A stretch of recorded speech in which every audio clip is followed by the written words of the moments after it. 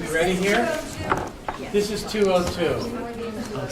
Okay, right next door. Well, we won't take it personally. You're good? Password is not. Oh, we can't. This is the one. Let me figure out my ending.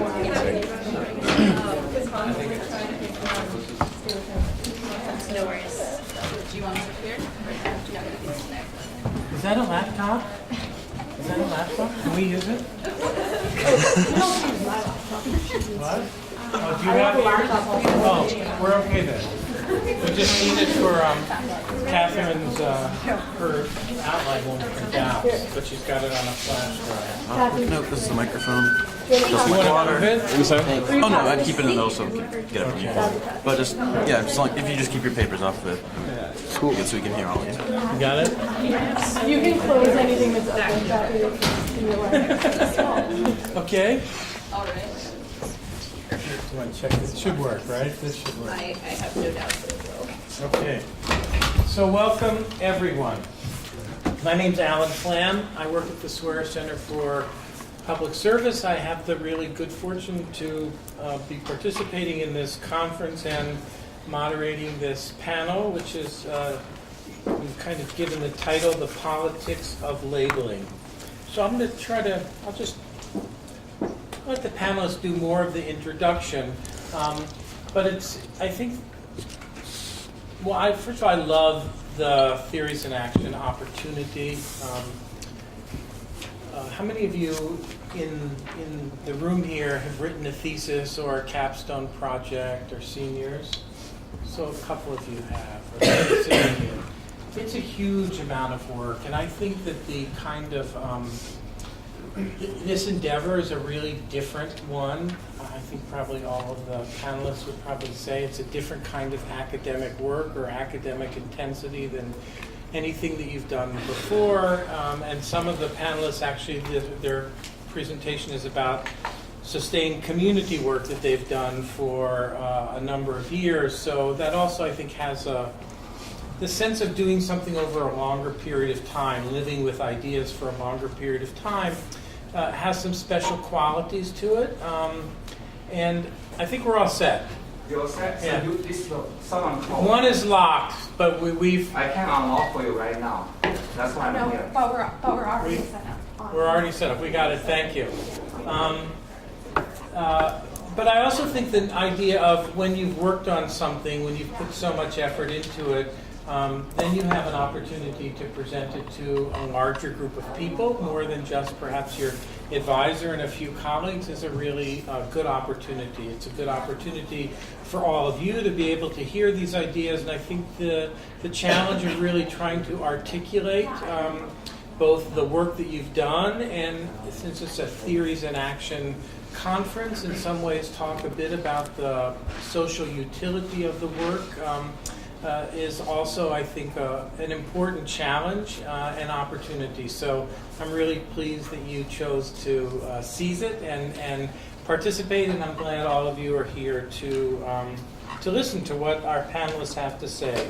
So Kate Carbone has worked with a community-based program at the Swearer Center called Writers Group and is graduating. Juan Martinez-Hill has done work at the Adult Correctional Institute with a reading group for inmates there that he and I have been talking about for most of this year. And Bobby Hunter has done work with an adult learning community in Olneyville, which is a neighborhood not far. Everybody who's not been to Olneyville in the room? Has everybody been to Olneyville? Fantastic. So then now they've got the context, or at least a little bit to know about it. So all the three of them will sort of go first to talk about their community-based work and their thoughts on it. And then they're going to be followed by Catherine Mardula, who has a very different project, I think. It's based on her work with women, epitaphs of women who are buried in Westminster Abbey from the 16th and the 17th century. And then finally, Anne Crawford-Roberts is going to talk about her work around HIV and AIDS in Botswana. So I start with you. Okay. Would it be possible so I can click through the slides for that to pass, or is it stuck?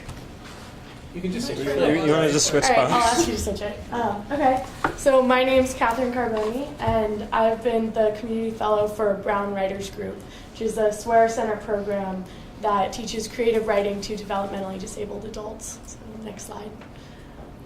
So yeah, our mission, or the first half of it, is to create a supportive and stimulating community for developmentally disabled adults to explore writing and express themselves creatively.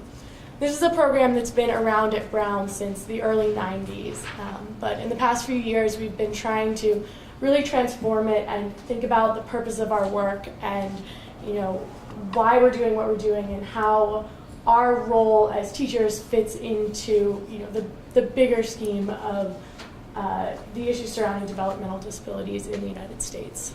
Next slide. So I'm going to start off with a little bit of a history lesson. This will be a very, very quick view of just some key things that have happened in developmental disability rights activism. So starting in 1817, since we're looking a little bit at education and teaching, the American School for the Deaf was founded, and this was the first school for children with disabilities in the Western Hemisphere. It's in Hartford, Connecticut. It still exists today, and that was a pretty landmark event. The next, Buck v. Bell, was a Supreme Court case. Just to give you a little context, in 1927, the Supreme Court ruled that forced sterilization was not a violation of an individual's constitutional rights. And it took until the mid-70s for that to really fully be overturned. In this case, Carrie Buck was a woman. She was 18 years old, and the Supreme Court ruled that she posed a genetic threat and that the forcible sterilization of her was not unconstitutional. In 1935, the League for the Physically Handicapped was founded. It was one of the first activist groups, and they were protesting the fact that applications to the WPA, the Work Progress Administration, for people with disabilities were stamped with a PH. And pretty much any employer that was then getting that application would immediately see PH, physically handicapped, and toss the application aside. So there's a lot of discrimination in the workforce. They actually staged a sit-in and eventually got that procedure overturned. So that was a pretty effective thing for them. In 1935, Social Security came about. I'm sure you're all pretty familiar with that, but that offered benefits to disabled children, and over the next 50 years it was amended and now provides a lot of benefits to people with disabilities. In 1961, at the University of Illinois, they wrote the first architectural and access regulations for buildings to be accessible for people with disabilities. And this, although it wasn't immediately a requirement, it formed the foundation for the Americans with Disabilities Act and their regulations about access. In 1962, Edward Roberts was denied admission to the University of California, Berkeley, and he sued, and eventually his rejection was overturned, and he became the first severely handicapped student to attend Cal. And he then went on to be a very important activist, and he'll come up later. 1965, you were all familiar with the civil rights movement, but typically that's thought of in regards to race, and it actually had a lot of profound implications for people with disabilities. In particular, the Voting Rights Act allowed people with disabilities to go in with someone who could help them physically vote, so that it gave a lot of people a voice who before, if they weren't able to vote, that was that. Next slide. So now getting a little more recent, the 70s was a big period of change. In 1972, Mills v. Board of Education said that all students, even those with disabilities, must be given a public education, and that financial limits in schools are not an excuse to not provide the services that those students need. 1973 was sort of the first major comprehensive law trying to combat discrimination. And it was eventually replaced by the Americans with Disabilities Act, but it was the first attempt to provide equal rights to people with disabilities, and they could not be discriminated against in any federally funded organization or any organization that was associated with that. In 1974, the last of the ugly laws was repealed. I'm not sure if any of you are familiar with those, but this last law was in Chicago.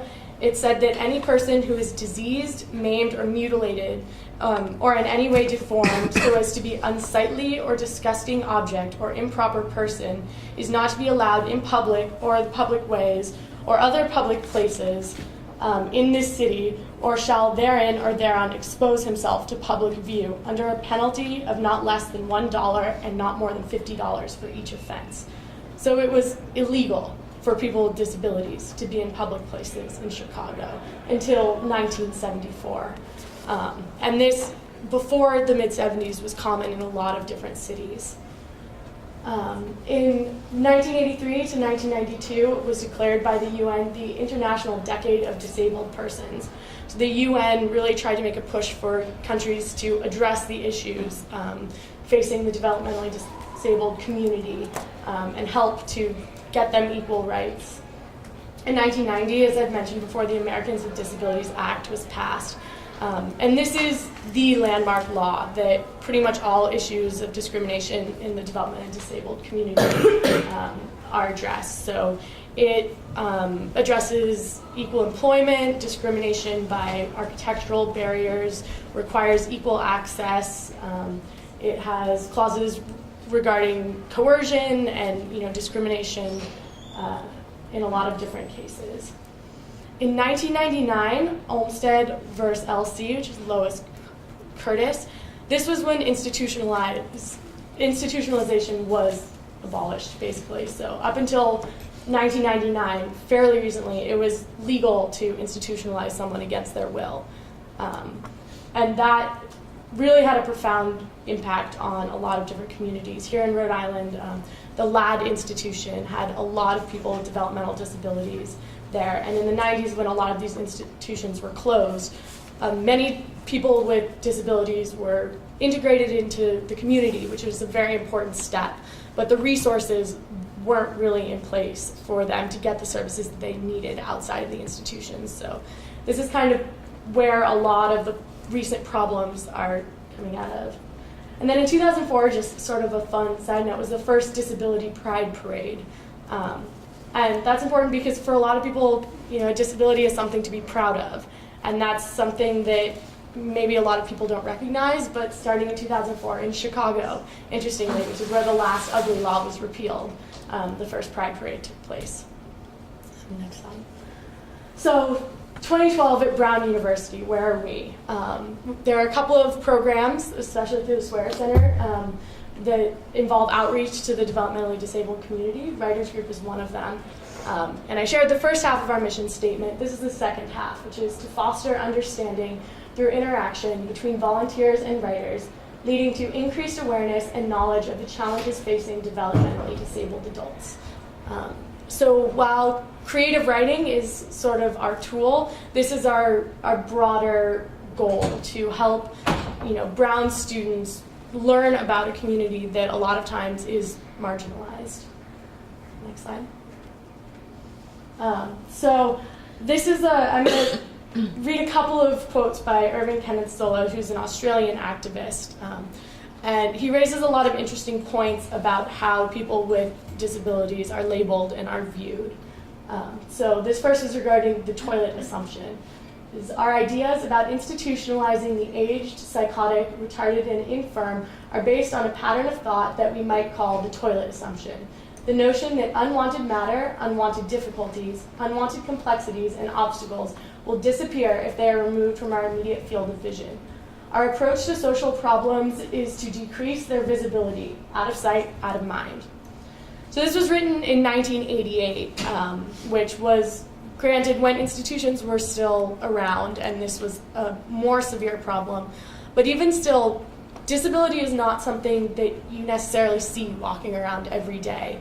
And it's important that, people with disabilities are not marginalized, that they are allowed to become a part of our community. The next slide.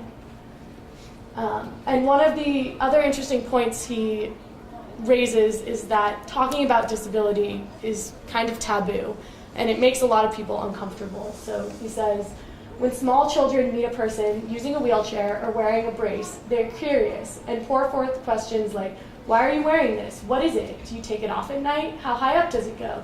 Can I touch it?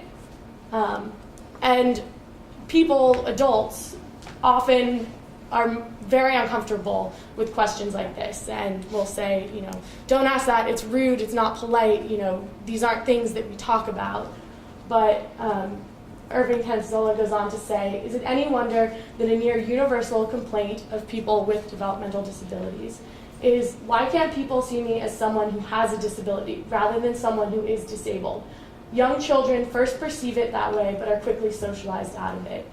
So this sort of naive perspective of disability is, look, there's a person and they're in a wheelchair, or look, there's a person, but they look a little different, is sort of removed from them, and they're taught to see that's a person with a disability. And the specifics of it, or the details are overlooked, and someone gets labeled universally as someone with a disability, even though there's a huge spectrum of disabilities. Next slide. So we talked about this in our group of volunteers, and some people had experience working with or interacting with people with developmental disabilities, and for some people it was completely new. These are some of the quotes from our volunteers. One person asked, why are we not allowed to ask about a person's disability? I feel as if I have been conditioned to think of people with disabilities as different. Another said, I didn't want to give the wrong impression of being curious in them simply for a disability, and wanted to show my interest in them generally as a person.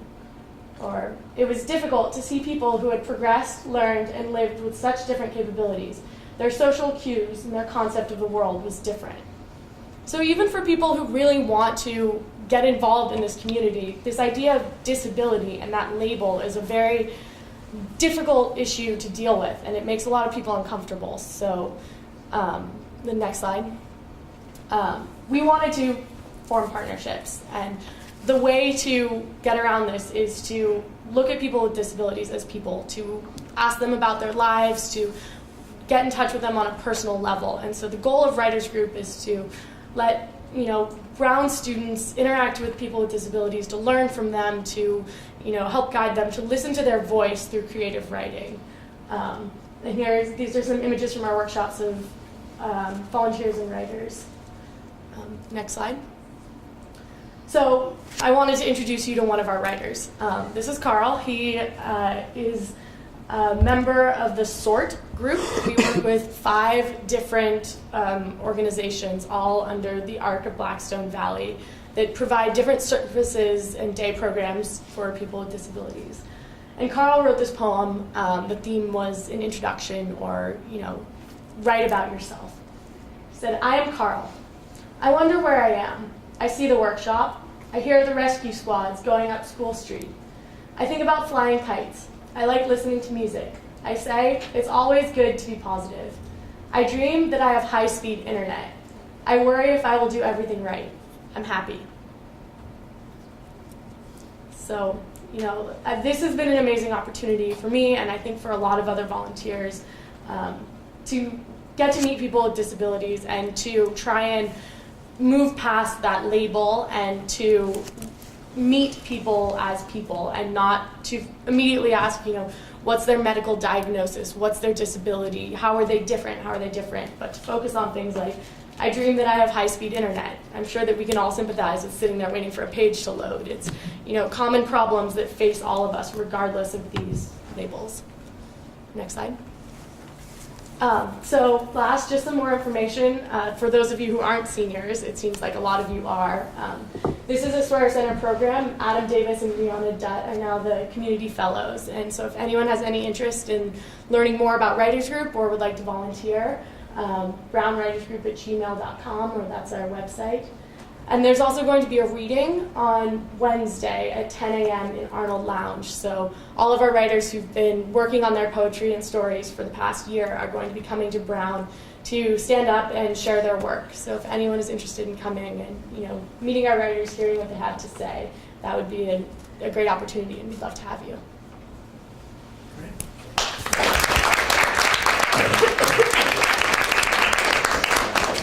Juan.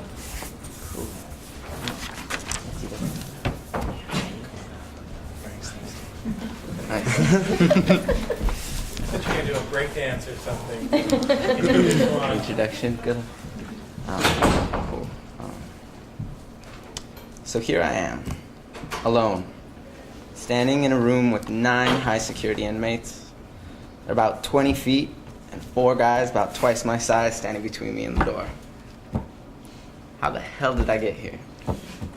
Gary off in the corner cracks a joke. We all laugh, and we start talking about the week's book. So I wanted to talk to you guys today about my experience facilitating a book discussion group in the high security facility in Cranston this semester. For me, the most important part about this experience was learning to look past the politics of labeling and dividing people into these categories of correctional officer and inmate, good and bad, and just learning to see people as people. I first began working with prisons with the Prison Library Project back home in Claremont, California.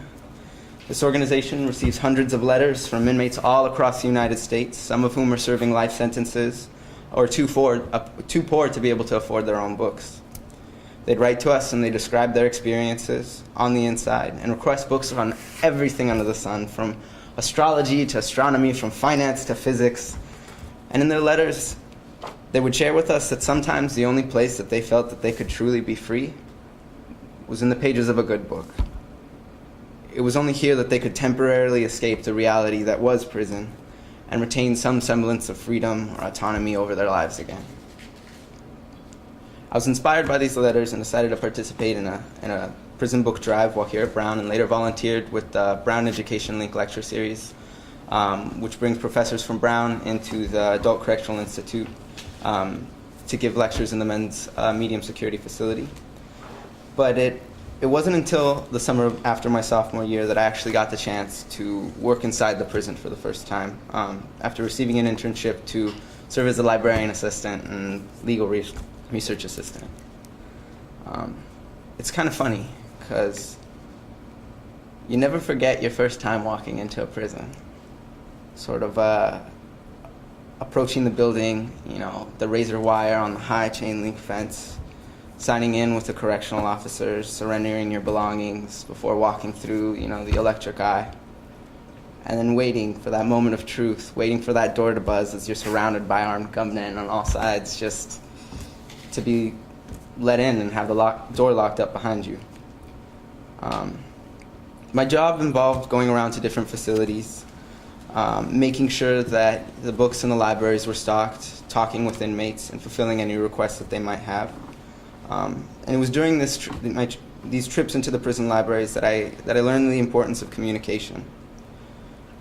In prison, one of the first things you can find, it's almost palpable, there's a very rigidly defined social structure. There's a hierarchy among the correctional officers and the inmates, and even among the inmates themselves. And it's really interesting. It was really interesting trying to see how I fit into the schema as a complete outsider. Within this hierarchy, there's very, very little room for communication, as the labels that define people within the prison walls limit the interactions to a virtual process of just giving and taking orders. And within these orders and this lack of communication, there's the silence that results, that for some people it ends up just being too much. You find people in situations, inmates in situations where they find themselves lashing up as the pressure of what they want to express but can't builds out and just virtually bursts out outside of them. So it was exactly with these ideas in mind and these experiences, having seen this in prison, that I wanted to start up the prison book discussion group. I wanted to try to help create a safe space for people where they could feel comfortable expressing their ideas and opinions, and allowing them to feel that same sort of freedom or autonomy that I had read about and learned about in the letters